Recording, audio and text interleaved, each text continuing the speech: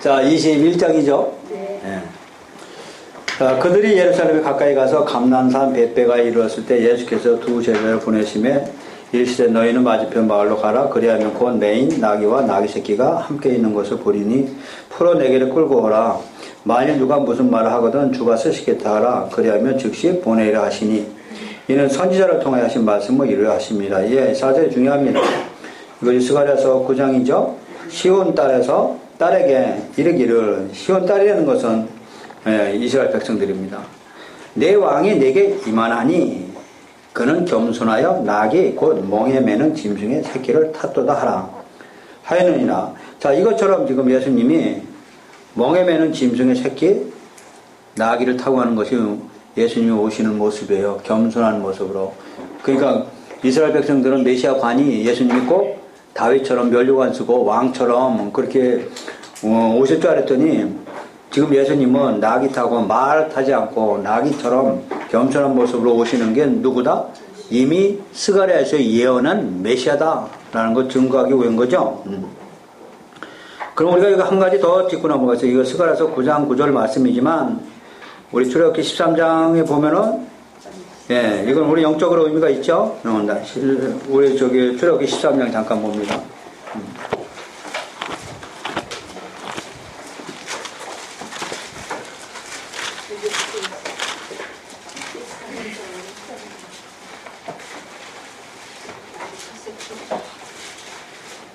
예, 13절 13절이죠.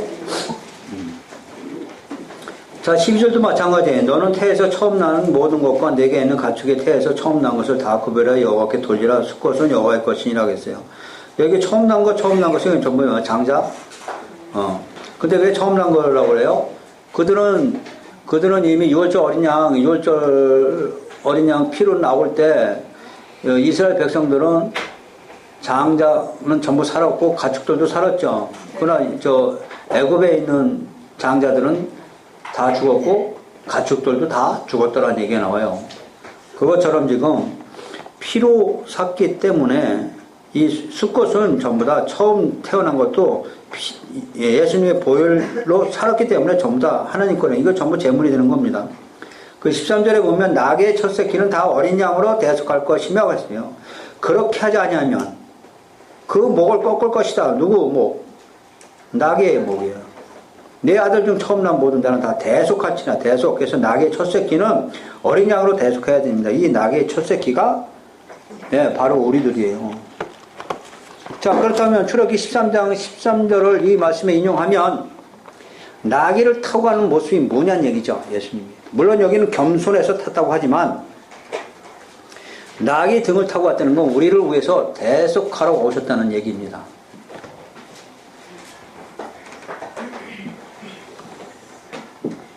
자, 6절 보면 제자들이 가서 예수께서 명하신 대로 나귀와 나귀 새끼를 끌고 와서 자기들의 겉옷을 그 위에 얹음에 예수께서 그 위에 타시니 무리가 대다수는 그들의 겉옷을 길에 펴고 다른 이들은 나뭇가지를 베어 길에 펴고 앞에 가고 뒤에서 따르는 무리가 소리 높여 이르되 호산나 다윗의 자손을 찬송하리다. 주의 이름으로 오시는 이여 가장 높은 곳에서 호산나 하더라. 자, 여기 호산나는 우리를 구원하소서 하는 얘기죠.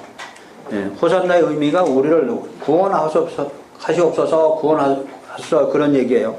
그럼 이제 다윗 자손이요 다 알고 있습니다. 이스라엘 백성들은. 자, 그런데 그들은 예수님이 오셔가지고 지금 예루살렘에 입성해서 하나님이 예루살렘에 계실 때 구약에서는 어떤 일이 벌어졌어요? 히스기야 왕 때 아수르 18만 5천 명이 예루살렘을 포위했을 때 하루 아침에 모든 18만 5천 명 하루 아침에 전부 다 죽여버린 사건 나오죠. 그 의미를 알기 때문에 지금 호산나 이름 부르고 있는 거예요. 예수님이 오셔가지고 입성하시고 나서 로마로 핍박받고 있는 그 상황에서 로마 군인들을 그 당시 때처럼 다 죽이고 자기들을 해방시키기를 원했던 거죠. 그러나 하나님은 그런 방법을 쓰지 않았고 십자가에서 아무 힘없는 것처럼 십자가에 죽으시는 거니까 그들은 그에게 돌을 던진 겁니다. 내가 생각하는 예수님이 내가 생각하는 메시아가 아니라는 것이죠. 그래서 메시아관은 상당히 중요합니다. 우리 신앙생활에서 메시아관은 각자가 상당히 중요해요. 예를 들어서 이 이스라엘 백성들처럼 예수님을 그렇게 생각한다 하면 예수님이 십자가에서 보잘것없는 죄에 대해서만 구원하러 오셨다고 하면 우리는 실망할지도 모르죠.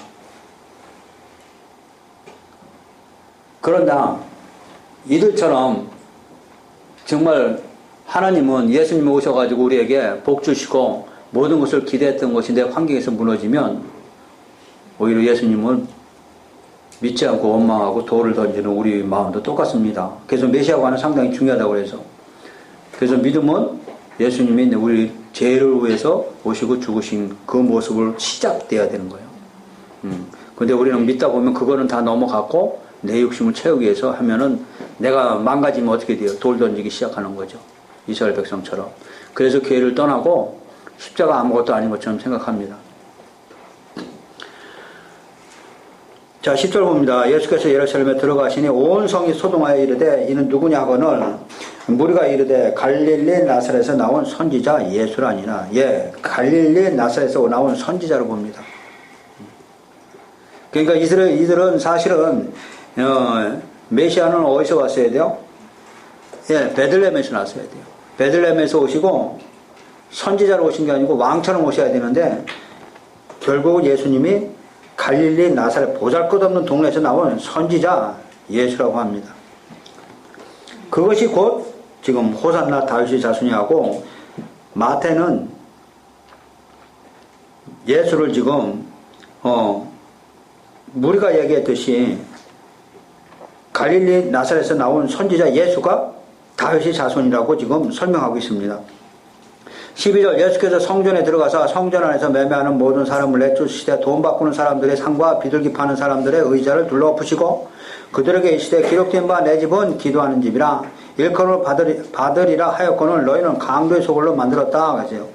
자, 여긴 중요한 말씀이죠. 내 집은 기도하는 집. 그러니까 교회는 항상 뭐 하는 집? 기도하는 집. 그래서 이것도 문제죠? 기도만 하고 뭔 없어졌어요. 말씀 없어져 버린다. 이게 중요합니다. 지금 내 집은 기도하는 집이 이 의미를 아셔야 돼요. 그러니까 무슨 기도? 이게 중요한 거예요. 구약에서 그들은 무슨 기도했냐고요. 우리 상당히 중요하죠. 예. 그래서 창세기부터 시작한다고 그랬어요. 성경은 창세기는 메시아 언약으로 시작된다고 그랬죠. 여자의 후손으로 시작해가지고 예, 노아로 언약서부터 아브라함, 이삭, 야곱, 예, 그 다음에 유다 이렇게 시작되는 거죠. 그렇게 시작된 메시아 언약을 그들은 붙들고 기도했어요. 왜? 하나님이 약속한 거니까. 누굴 보내준다고 했어요? 메시아. 그래서 성전에서 무슨 기도해야 돼요? 메시아 오기를 그들은 기다려야 돼요. 근데 그들은 그 기도는 안 하고 뭐 했어요? 장사했다는 얘기예요. 성전을 위해서, 성전이 기도하는 집인데 메시아를 보내달라는 기도를 하라고 그랬더니 그 기도는 지금 안 하고 뭐만 했대요? 강도의 수굴로만 했더라. 장사했다는 얘기예요. 교회가 메시아를 바라는 그것이 아니고 교회가 뭐요? 비즈니스가 됐다는 얘기예요. 쉽게 얘기하면.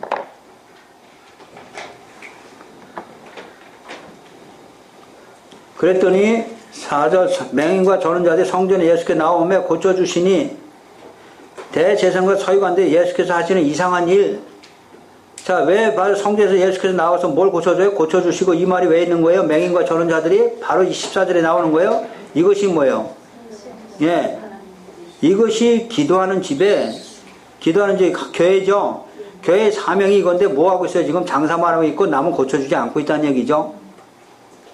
대제사장들과 서기관들이 예수께서 하시는 이상한 일과 또 성전에서 소리질러 호산나 다윗의 자손이 하는 어린이들을 보고 노하여. 그러니까 이는 누구예요? 갈릴리에서 오신 선지자지 호산나 다윗의 자손은 아니다는 얘기죠. 예수께 말하되 그들이 하는 말을 듣느냐? 예수께 이르되 그렇다. 어린아기와 젖먹이들의 입에서 나오는 찬민을 온전케 하셨나이다. 온전케 했다는 거예요. 그들대로 내가 온전케 왔다는 얘기죠. 하물 너희가 읽어본 일이 없느냐? 시편 8편 2절이죠. 그러니까 구약을 들어서 지금 설명하고 있습니다. 시편 8편 2편에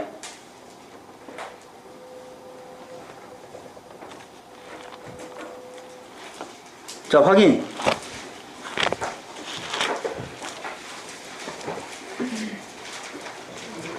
자, 8장 2절이죠. 네, 시편 8장 2절 808페이지.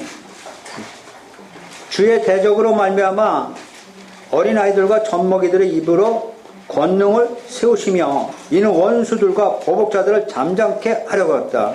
자, 원수들과 보복자들, 사단이죠. 그를 잠잠케 하게 하시다. 다시 말하면 그렇게 내가 온 거란 얘기죠. 그것이 방법이 그들이 원하는 방법과 예수님이 원하시는 방법이 틀렸을 뿐이죠. 그랬더니 17절 그들을 떠나 성 밖으로 베다니에 가서 거기서 유한이라 그러죠. 그들을 떠나 성 밖으로 가셨다는 얘기죠. 누구를 떠나서? 대제사장과 서기관들. 뭐가 틀렸어요? 메시아관. 메시아가 다윗이 자손을 올 건 알았어요. 근데 메시아관이 예수님하고 안 맞아요.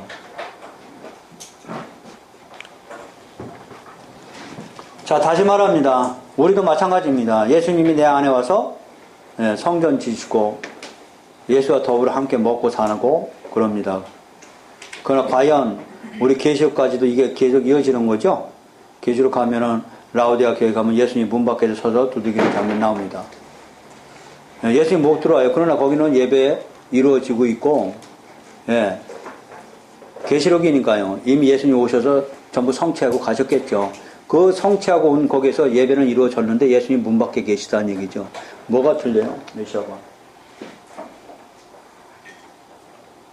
우리도 내 안에 예수님이 주가 되신다고 입으로 시인하지만 이 주가 어떤 의미에서 주인지 이것이 내 마음을 정말로 깨달으면 예수가 내 안에 들어오시겠죠. 그러나 내 목적을 위해서 예수를 믿는다면 역시 그 예수님은 내 밖에서 기다리고 계신 그분이겠죠. 여기 이 말씀이 17절 말씀이 그들을 떠나 성 밖으로, 예, 이거 왜 떠나는지 설명돼야 된다는 얘기입니다. 그렇다고 하면 나한테도 문제고 우리가 지도자 가지고 성도들한테 예수님과 같이 우리가 인도돼야 되는데 인도하는 방법이 뭐냐는 얘기죠. 예. 이게 성경에 적나라하게 나타난 거예요. 내 집은 역시 기도하는 집이라 기도만 해가지고 예수님을 만나는 게 아니고 예수님이 정확히 누구인가는 우리의 신앙 고백 믿음 안에서 예수님과 만나게 되는 것이죠.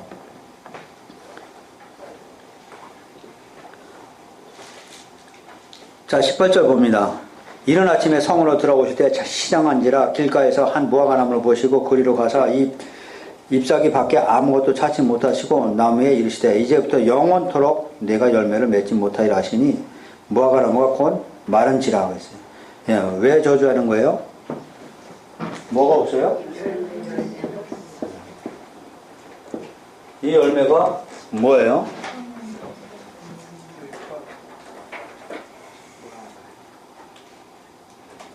그것이 이 앞에서 그 앞에서 얘기한 어린이들을 보고 노했죠. 그죠? 누가? 서기관들이 대생과 서기관들 어린애들 보고 노했죠. 근데 전에 이 어린애들 어떻게 하죠? 예, 영접하라고 그랬죠. 소주 하나라도 영접해야 되는 거죠. 영접하지 않으면 저기 된다고 했는데 이 열매, 이걸 열매라고 그래요. 그러니까 한 영혼이라도 구원해야 된다는 얘기예요. 교회의 사명이. 근데 한 영혼을 구원한 게 아니고 지금 무슨 그거를 만들었다고요. 강대들이 뭐예요? 장사, 비둘기 팔고 장사했다는 얘기예요. 하나님이 성전에서 기도하는 집인데 뭘 기도하는 집이요? 예, 정말 한 영혼이라도 구원하고 메시아를 통해서 바라는 그런 기도인데 그것이 아니고 결국은 장사했다는 거예요. 그래서 열매가 없다는 것이죠. 그러니까 이 무화과나무를 보시고 잎사귀는 무성하다 그랬어요. 무화과나무가. 그러니까 무성한 게 뭐예요? 그게 무화과나무는 이스라엘을 예표하는 거죠. 이스라엘 백성들은 겉으로는 하나님을 사랑하고 율법을 지킨다고 해서 겉으로는 잎사귀가 무성했죠. 그러나 그 속에 가서 보니까 뭐가 없어요? 열매가 하나 없다고요. 열매가. 다시 말하면 영혼 살리는 일을 안 하고 뭐만 했다는 거예요? 형식적이고 의식적이고 그렇게 예배는 열심히 드리고 자기들을 위해서 열심히 했다는 거예요. 근데 하나님의 뜻은 어디 있어요? 열매를 맺는 게 있어요. 행위 열매가 아니에요. 열매라고 해서 또 뭐 교회에서 봉사 뭐 별거 다 나오지만 그 얘기가 아니고 지금 열매가 뭐예요? 어린아이 하나라도 살리는 일이란 말이에요. 교회에서. 근데 그걸 안 하고 장사를 했으니까 율법주의자들이죠. 그랬더니 20절 뭐가 하는 거 그건 말아버렸죠. 이거 뭐예요? 저주.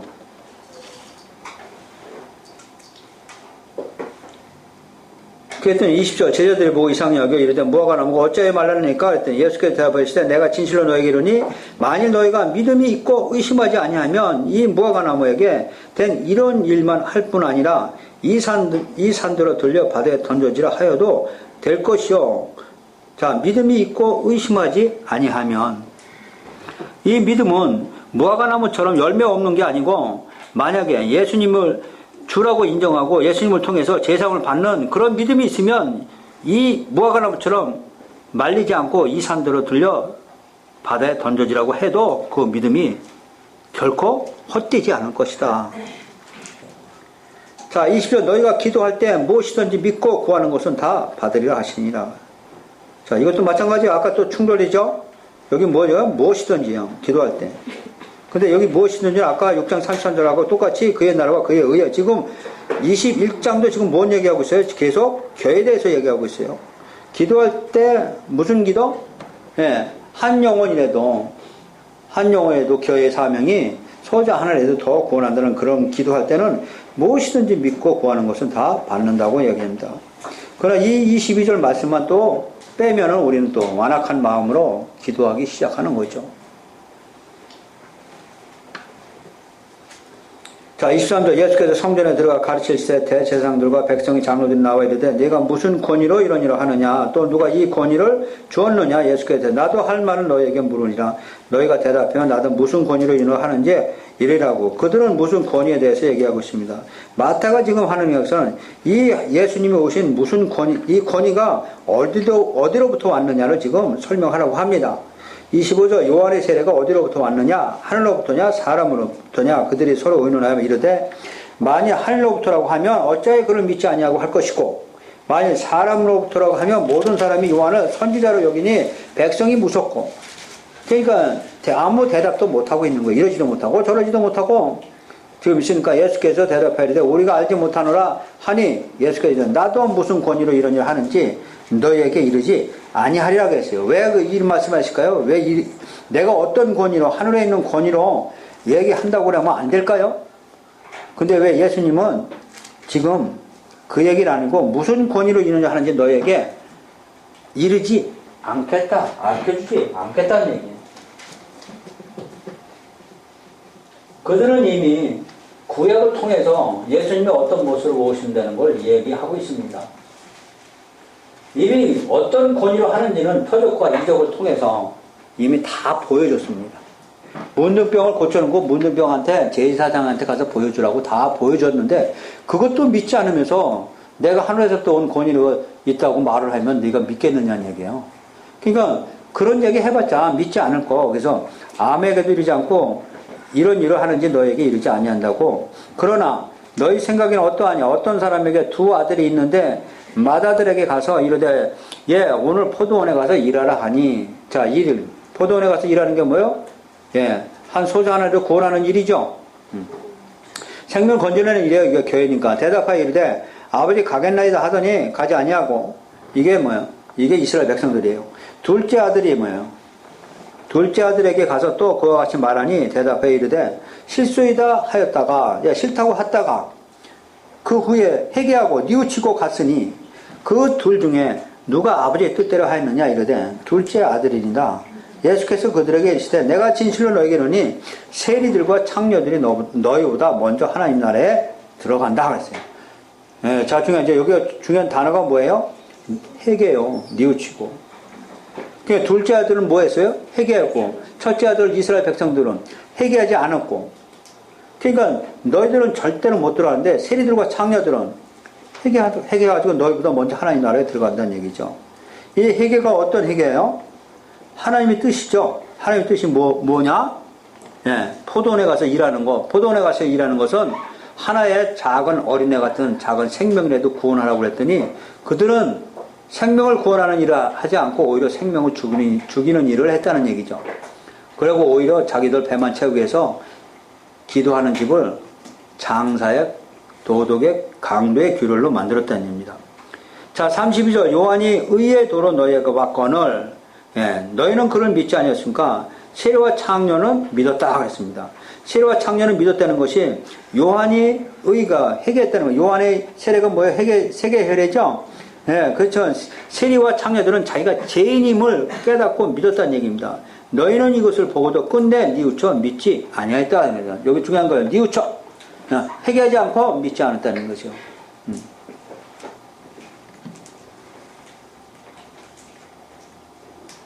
그들은 죄인임을 깨우치기는커녕 오히려 끝내 뭐요? 자기는 의인이라고 생각했으니까요. 이게 율법주의자들의 특징입니다. 예를 들어서 상당히 중요합니다. 예를 들어서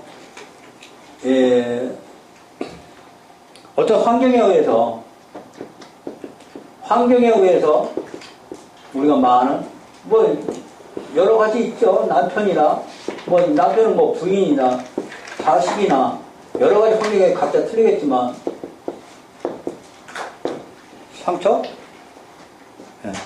이게 상담이죠. 받을 수 있죠. 상처 없는 사람 거의 없을 거예요. 작게나 크게나 다 상처는 아마 있을 거예요. 특히 아버지에게 또는 형제에게 또는 남편에게 또는 친구에게 또는 믿는 자에게 상처받을 수 있어요. 그런데 이 상처는 왜 나느냐? 이 상처 생기는 동기가 뭐예요? 내 잘못을 모른다는 거예요. 내 잘못을 알면 상처는 안 받아요. 내가 당연히 받는 거죠. 그러나 나는 열심히 남편을 위해서 뭐 했어요? 정말 열심히 했거든요. 근데 남편은 그 열심히 한 나를 인정 안 해주고 나한테 뭐요? 오히려 반대로 하니까 그것이 나한테 뭐가 되죠? 상처. 내가 하지 않았으면 당연히 받을 거니까 상처가 되지 않겠죠. 그래서 상처의 근본 원인은 나는 잘못한 게 없다는 거예요. 그 생각을 갖는 순간에 뭐가 돼요? 내 안에 상처가 생기죠. 그래서 우리는 이거를 성경에서 나의 의라고 해요. 의. 그럼 이런 사람들은 이 상처는 나로 인해서 생긴 게 아니고 나의 주변에 있는 사람들로부터 생긴 거지. 아셨어요? 나로 인해서 생겼다고 그걸 아는 순간에 뭐예요? 이거 고침 받아요. 근데 이것이 나로 인해서 생긴 게 아니고 다른 사람에 의해서 생겼다고 생각하는데 그것이 상처예요.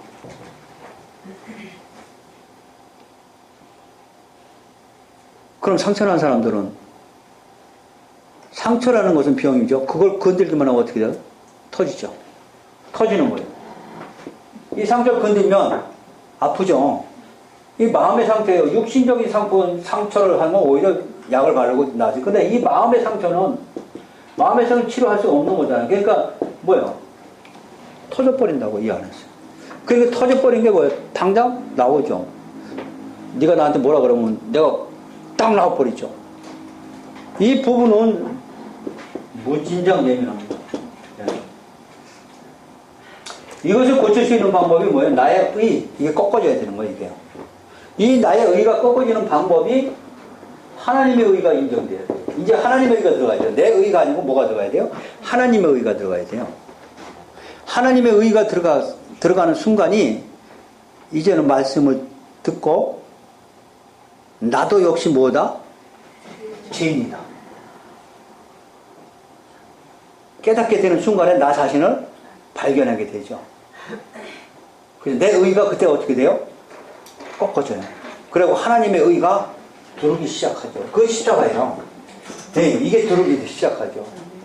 그러면서 십자가 하나님의 의가 들어오면서 내 상처가 어떻게 돼요? 치유돼요. 그래서 이제는 남이 아무리 뭐래도 뭐예요? 안 나와요. 예, 이것이 기독교 안에, 기독교는 특히 이것이 많습니다. 왜 많으냐? 상처받은 사람들이 교회 안으로 많이 들어오기 때문에 그래요. 아마 남편이나 어떤 저기는 틀리지만 그런 저희가 없이는 아마 교회 안에 잘 안 들어왔을 거예요.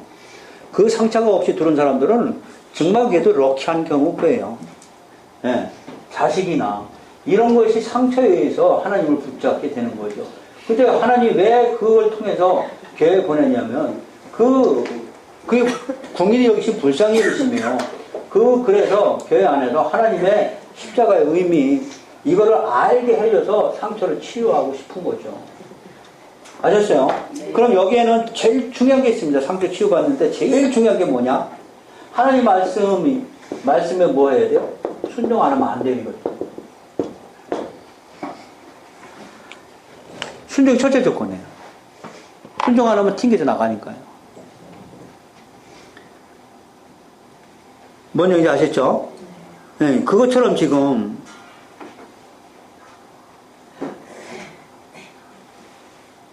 32절이죠. 요한이 의의 도로 너희에게 왔거늘 너희는 그를 믿지 아니했다는 거죠. 자, 끝내 이것을 보고도 끝내 네 우천 믿지 아니했다는 것은 자기 자신을 돌보지 못했다는 그런 의미예요. 자, 33절. 다른 한 비유를 들으라. 한 집 주인이 포도원을 만들어 산 울타리로 두르고 거기에 즙자는 풀을 만들고 망대를 짓고 농부들에게 세로 주고 타국에 갔더니 열매 거둘 때가 가까우며 그 열매를 받으려고 자기 종들을 농부들에게 보내니 농부들이 종들을 잡아 하나는 심히 때리고 하나는 죽이고 하나는 돌로 쳐고 여기 종은 구약의 전부 다 선지자들이에요. 선지자들을 지금 비유로 예수님이 설명하시는 거예요. 그러니까 이 종들을 전부 죽였죠. 하나님이 선지자를 내세웠더니 그랬더니 36절 다시 다른 종들을 처음보다 많이 보내니 그들에게도 그렇게 하였고 후에 자기 아들을 보내니 예수님이에요. 이르되 그 집에 내 아들은 존대하리라 하였더니 농부들이 그 아들을 보고 서로 말하되 이는 상속자니 자 죽이고 그 율자는 우리가 차지하자고. 예, 예수님 차지하고 왜? 자기 영역 무너뜨리기 싫은 거예요. 이스라엘 백성들은 종교 지도자 정도면 엄청난 부를 축적했고 기족입니다. 근데 그 기족으로 호화 생활을 하고 있을 때 예수님이 오시니까 그거 싫은 거예요. 예수님이 진짜 알아도 돌로 쳐 죽이는 거예요. 결국은 뭐예요? 하나님의 뜻이 무엇인지 모르는 거죠. 자, 그래서 죽였습니다. 그래서 39절 이에 잡아 포도원 밖으로 내쫓아 죽였느니라. 그러면 포도원 주인이 올 때 그 농부들 어떻게 하겠느냐? 예수님 재림할 것까지 지금 말씀하시는 거예요. 내가 재림해서 다시 오면 너희들을 어떻게 하겠느냐? 그들이 말하되 그 악한 자들을 진멸하고 포도원은 제때 열매를 바칠 만한 다른 농부들에게 새로 줄지니라 하겠어요. 이 다른 농부가 이방인들이 되는 거예요. 결국 맞겠죠. 포도는 지들이 농부들인데 오히려 갖추지 않고 오히려 뭐요? 하나님 뜻에 주인 말대로 안 듣고 자기 뜻대로 율법을 해석해고 해가지고 오히려 선지자를 죽이고 예수님까지 죽임까지 지금 얘기하고 있어요. 그러니까 42절 예수께서 이르시되 너희가 성경에 건축자들이 버린 돌 모퉁이의 머릿돌이 되었나니 이것은 주로 말미암아 된 것이요 우리 눈에는 기이합니다. 예, 건축자의 버린 돌이 예수님이죠. 결국 이 모퉁이의 머릿돌이 되었다. 모퉁이의 버린 돌이 뭐가 됐어요? 머릿돌. 이게 부활입니다. 부활해가지고 교회에 뭐가 됐어요? 주춧돌이 됐다는 얘기죠. 이것은 인간이 한 것이 아니고 주로 말미암아 된 것이요 우리 눈에는 기이합니다. 한번 읽어본 일이 없니다. 시편 118편 22편을 인용해서 지금 예수님이요 어떻게 하실 것을 지금 얘기하고 있어요. 그 시편 전체가 예수님의 죽으심과 부활을 얘기한다고 그랬잖아요. 자, 43절. 그러므로 내가 너에게 이르노니 하나님 나라를 너희는 빼앗기고, 왜 빼앗겨요? 예수님 버렸기 때문이에요. 그 나라는 열매 맺는 백성이 받으리라. 열매 맺는 백성은 이방인들이 뭐가 됐다는 거예요? 예, 농부로서 포도원을 잘 가꾼다는 얘기죠. 자, 포도원 잘 가꿔야죠? 지금 우리한테 이 포도원이 뭐예요? 교회예요. 예, 이 포도는 교회에 잘 맞겠죠. 근데 여기서 유대인들처럼 또 결국 열매를 맺지 못하면 그 교회에 또 계시록 가면 또 뭐예요? 촛대로 옮긴다고 예수님 강력히 말씀하신 겁니다. 자, 44절. 이 돌 위에 떨어지는 자는 깨지겠고, 그렇습니다. 이 돌이 사람 위에 떨어지면 그를 가루로 만들어 흩으리라 하시니, 이 돌이